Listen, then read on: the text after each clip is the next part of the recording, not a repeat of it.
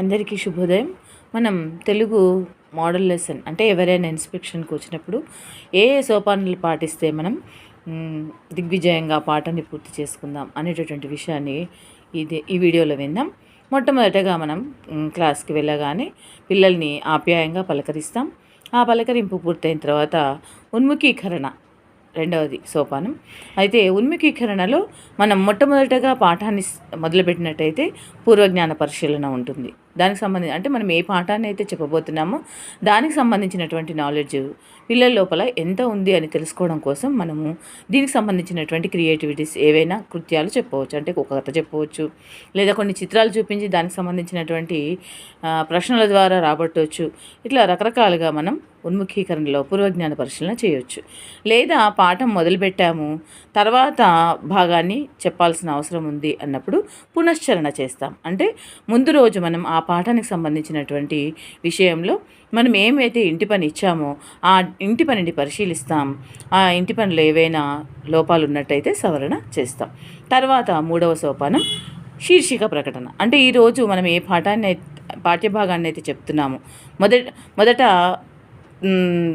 First పాఠాన్ని తీసుకున్నట్టయితే పాఠం పేరుకు సంబంధించినటువంటి దాన్ని మనం పూర్వజ్ఞాన పరిశీలన ద్వారా రాబడతాం. అప్పుడు శీర్షిక ప్రకటన చేస్తాం.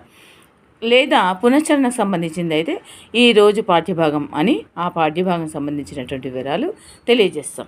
తర్వాత ఏంటి, ఆ పాఠ్యభాగంలో మనకి ఏ బోధనాంశాలు ఉన్నాయి అనేటటువంటి విషయాన్ని మనం విద్యార్థులని చదివిస్తాం. తర్వాత మనం చదువుతాం.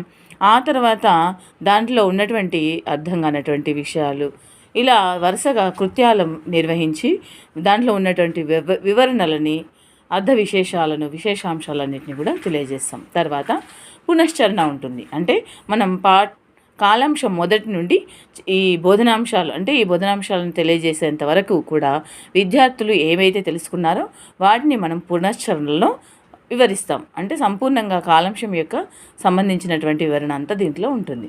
తర్వాత మూల్యాంకనం. అంటే మనం చెప్పినటువంటి ఈరోజు పీరియడ్లో ఈ పాఠ్యభాగం విద్యార్థులకి ఎంతవరకు అర్థమైందని తెలుసుకోవడం కోసం మనం ప్రశ్నల ద్వారా లేదా సారాంశం చెప్పమని మనం ఈ మూల్యాంకనాన్ని నిర్వహిస్తాం. తర్వాత కాలాంశం చివరిలో మనం చేయాల్సిన పని ఇంటి పని, 7వ సోపానం ఇది. ఈ ఇంటి పని మనం అంటే ఈ కాలాంశంకి సంబంధించినటువంటి విషయంలో విద్యార్థులు ఏవైతే నేర్చుకున్నారో దాన్ని డైరెక్ట్ క్వశ్చన్స్ కొన్ని, ఇండైరెక్ట్ క్వశ్చన్స్ కొన్ని, సేకరణ చేసేటటువంటి క్వశ్చన్ అంటే ఈ విధంగా 3 రకాలుగా ప్రశ్నలు మనం ఇంటి పనిగా ఇవ్వాలి. ఇలా మనం మోడల్ లెసన్కి సంబంధించినటువంటి సోపానాలు ఈ 7 సోపానాలను పాటించినట్లయితే తప్పకుండా ఆ లెసన్ని మనం సక్సెస్ అవుతాం.